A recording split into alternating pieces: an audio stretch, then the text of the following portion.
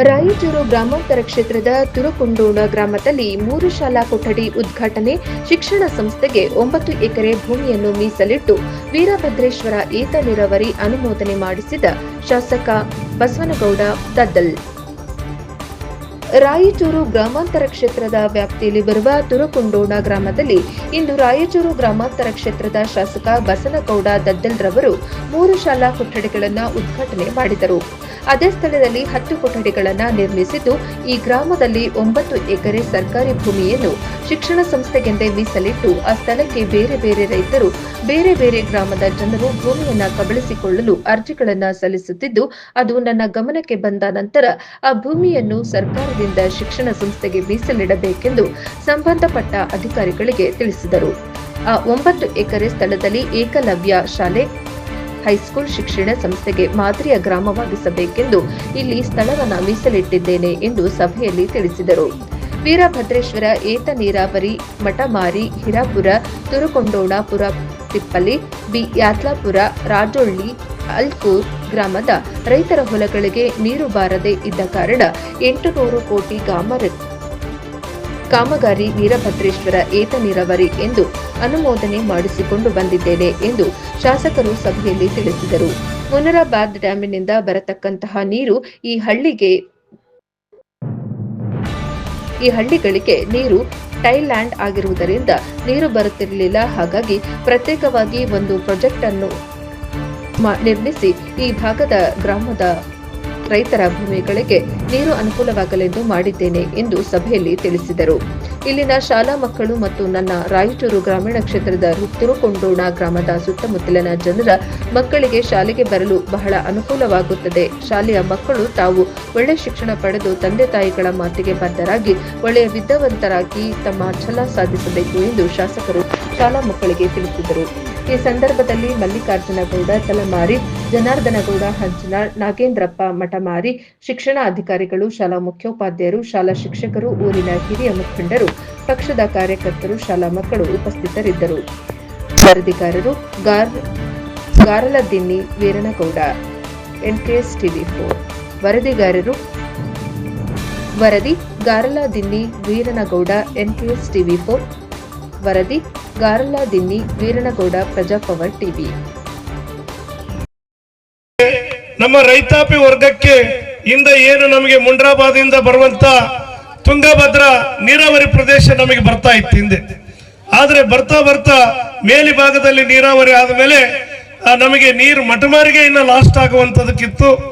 ಆದ್ರೆ ನಾವು ಶಾಸಕರಾದ ನಂತರ ಕೂಡ ಸತತ ಪ್ರಯತ್ನಗಳನ್ನು ಮಾಡಿ ಬಂಗಾರಪ್ಪ ಕೆರೆಯನ್ನ ತುಂಬಿಸೋದ ಮುಖಾಂತರ ಇವತ್ತು ಮಠಮಾರಿ ದಾಟುವಂತ ರೀತಿಯಲ್ಲಿ ನೀರನ್ನ ಬರ್ತಾ ಇದೆ.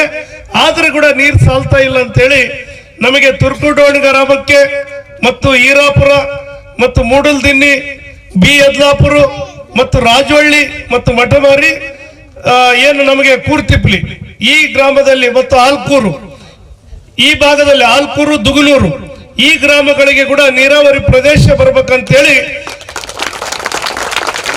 ಜೂಪೂರು ಆಣೆಕಟ್ಟು ಅಂದ್ರೆ ಶ್ರೀಕೃಷ್ಣ ದೇವರಾಯರು ಇದ್ದಂತ ಸಂದರ್ಭದಲ್ಲಿ ಅಲ್ಲಿ ಆಣೆಕಟ್ಟನ್ನು ಕಟ್ಟಿದನ. ಅಲ್ಲಿ ನೀರು ಸತತವಾಗಿ ನೀರಿರ್ತದ. ಅಲ್ಲಿಗೆ ಒಂದು ಪಂಪ್ ಹೌಸ್ ಅನ್ನ ಮಾಡಿ ಇವತ್ತು ಲಿಫ್ಟ್ ಅನ್ನ ಮಾಡಿ ಏನು ನಾವು ಮಠಮಾರಿ ದಾಟಿ ಕೆನಾಲ್ಗೆ ಹಾಕಿದ್ರೆ ಈ ಭಾಗಕ್ಕೆ ನೀರಾವರಿ ಆಗ್ತದೆ ಅಂತೇಳಿ 200 ಕೋಟಿ ರೂಪಾಯಿಗಳನ್ನ ವೀರಭದ್ರೇಶ್ವರ ಏತ ನೀರು ನಮಗೆ ರಾಯಚೂರು ಜಿಲ್ಲೆಗೆ 800 ಚಿಲ್ಲರೆ ಬರ್ತಾರ. ಆದ್ರೂ ಕೂಡ ಇನ್ನು ನಮಗೆ ಸಾಲಲ್ಲ. ಸುಮಾರು 20,000 ಕಲ್ಯಾಣ ಕರ್ನಾಟಕ ಭಾಗದಲ್ಲಿ ಖಾಲಿ ಇರುವಂತಹ ಉದ್ಯೋಗಗಳನ್ನ ಈಗ 5,000 ತುಂಬಿದ ನಂತರ ಮತ್ತೆ 15,000 ಖಾಲಿ ಇರುವಂತಹ ಉದ್ಯೋಗಗಳನ್ನ ತುಂಬೋದಕ್ಕೆ ಸರ್ಕಾರ ಈಗಾಗಲೇ ಚಿಂತನೆ ಮಾಡೋದ್ರ ಜೊತೆಗೆ ಪೂರ್ವ ಸಿದ್ಧತೆಗಳನ್ನ ಮಾಡಿದೆ.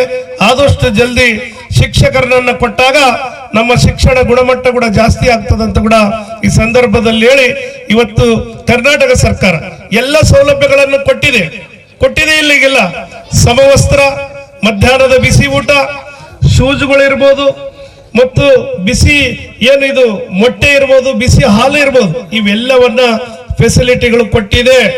ನಿಮ್ಮ ತಂದೆ ತಾಯಿಗಳು ನಿಮ್ಮ ಮೇಲೆ ಕನಸನ್ನ ಇಟ್ಟು ನಿಮಗೆ ಶಿಕ್ಷಣಕ್ಕೆ ಕಳಿಸ್ತಾ ಇದ್ದಾರೆ ಶಾಲೆಗೆ.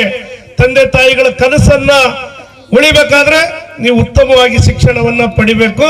ಗುರುಗಳು ಹೇಳುವಂತ ಪಾಠವನ್ನ ಕೇಳಿ ತಂದೆ ತಾಯಿಗಳಿಗೆ ಹೆಸರು ತರಬೇಕು. ತುರ್ಕೋಡೋಡಿ ಗ್ರಾಮಕ್ಕೆ ಹೆಸರು ತರುವಂತ ಕೆಲಸ ತಾವು ಮಾಡ್ಬೇಕಂತ ಕೂಡ ತಮ್ಮಲ್ಲಿ ಮನವಿ. ಹಾಗಾಗಿ ಹಿಂದೆ ಈ ಸೌಲಭ್ಯ ಯಾವ್ದು ಇರಲಿಲ್ಲ. ನಾವು ಓದುವಾಗ ಯಾವ್ಯಾವ್ದು ಇರಲಿಲ್ಲ. 2 ಚಡ್ಡಿ ಕೊಡಿಸಿದ್ರು ಮನೆಗೆ. ಅವ್ 2 ಚಡ್ಡಿ 1 ವರ್ಷ ಆಗ್ಬೇಕು. ಮತ್ತೆ ಯಾವ ಶಾಲೆಗಳು ಇರ್ತಿರ್ಲಿಲ್ಲ. ದೇವಸ್ಥಾನಗಳು ಕಟ್ಟೆ ಕುತ್ಕೊಂಡು ಓದ್ತಾ ಇದ್ರು. ಅಂತ ಪರಿಸ್ಥಿತಿಯಲ್ಲಿ ಇವತ್ತು ಇಷ್ಟೆಲ್ಲ ನಾಯಕರುಗಳಾಗಿ ನಾವು ಬೆಳೆದಿದ್ದೀವಿ. ನಿಮಗೆ ಇಷ್ಟು ಸೌಲಭ್ಯಗಳನ್ನ ಕೊಟ್ಟಾಗ ನಿಮ್ಮ ಛಲ ಹೆಂಗಿರ್ಬೇಕು? ನಾವು ಉತ್ತಮವಾಗಿ ಒಳ್ಳೆಯ ಅಧಿಕಾರಿಗಳಾಗಿ ನಾವು ಹೊರ ಬರ್ತೀವಿ, ಒಳ್ಳೆಯ ಪ್ರಜೆಗಳಾಗಿ ಹೊರಗೆ ಬರ್ತೀವಿ ಅಂತೇಳಿ ನಿಮ್ಮ ಗುರಿ ಇರ್ಬೇಕು. ಯಾರು ಕೂಡ ಫೋನ್ಗಳನ್ನ ಅಡಾಪ್ಟ್ ಆಗ್ಬೇಡ್ರಿ. ಫೋನ್ಗಳನ್ನ ಸ್ವಲ್ಪ ದೂರ ಇರ್ರಿ. ಹಾಗಾಗಿ ತಾವೆಲ್ಲರೂ ಕೂಡ ಏನು ತಂದೆ ತಾಯಿಗಳಿಟ್ಟಂತ ಕನಸನ್ನ ನನಸು ಮಾಡ್ತೀರಿ ಅಂತ ಕೂಡ ಈ ಸಂದರ್ಭದಲ್ಲಿ ಹೇಳಿ, ಇಲ್ಲಿರುವಂತ ಎಲ್ಲ ಗುರುವರೆಯರಿಗೆ ಕೂಡ ವಂದಿಸಿ, ಇವತ್ತು ಇನ್ನು ಉಳಿದಿರುವಂತ ಹಲವಾರು ಬೇರೆ ಬೇರೆ ಅವೆಲ್ಲವನ್ನ ಹಾಸ್ಟೆಲ್ ಹೇಳ್ಬಿಟ್ಟು ನಾನು ಹೇಳಿದ್ದೀನಿ. ಹಾಸ್ಟೆಲ್ ನೀನು ಏನು ಹೇಳಬೇಕಿಲ್ಲ, ಬಹಳ ಏನೇನು ಬರ್ಬೋದು ನೀವೇ ಊಹೆ ಮಾಡೋಕ್ಕಾಗಲ್ಲ, ನಾನು ಊಹೆ ಮಾಡೋಕ್ಕಾಗಲ್ಲ. ಹಾಗಾಗಿ ಯಾಕಂದ್ರೆ 50-60 ಎಕರೆ ಮೀಸಲು ಶಿಕ್ಷಣ ಸಂಸ್ಥೆಗಳಿಗೆ ಇಟ್ಟಿದ್ದು ಇಡೀ ಜಿಲ್ಲೆಯಲ್ಲಿ ಎಲ್ಲಿಲ್ಲ ನಿನಗೆ. ಹಾಗಾಗಿ ಇಲ್ಲಿ ನಾನು ಇಟ್ಟಿದ್ದೀನಿ ಅಂದ್ರೆ ಬೇರೆ ಬೇರೆ ಶಿಕ್ಷಣ ಸಂಸ್ಥೆಗಳು ಇಲ್ಲಿ ಬರ್ಬೇಕನ್ನೋ ಉದ್ದೇಶದಿಂದ ನಾನು ಇಟ್ಟಿದ್ದೀನಿ. ಹಾಗಾಗಿ ಆದಷ್ಟು ಜಲ್ದಿ ಇಲ್ಲಿ ಶಿಕ್ಷಣ ಸಂಸ್ಥೆಗಳನ್ನ ತರೋಣ ಅಂತ ಕೂಡ ಈ ಸಂದರ್ಭದಲ್ಲಿ ಹೇಳಿ ನಿಮ್ಮೆಲ್ಲರಿಗೂ ಒಳಿತಾಗಲಿ ಅಂತ ಹೇಳಿ ನನ್ನ ಮಾತನ್ನು ಮುಗಿಸ್ತಾ ಇದ್ದೀನಿ.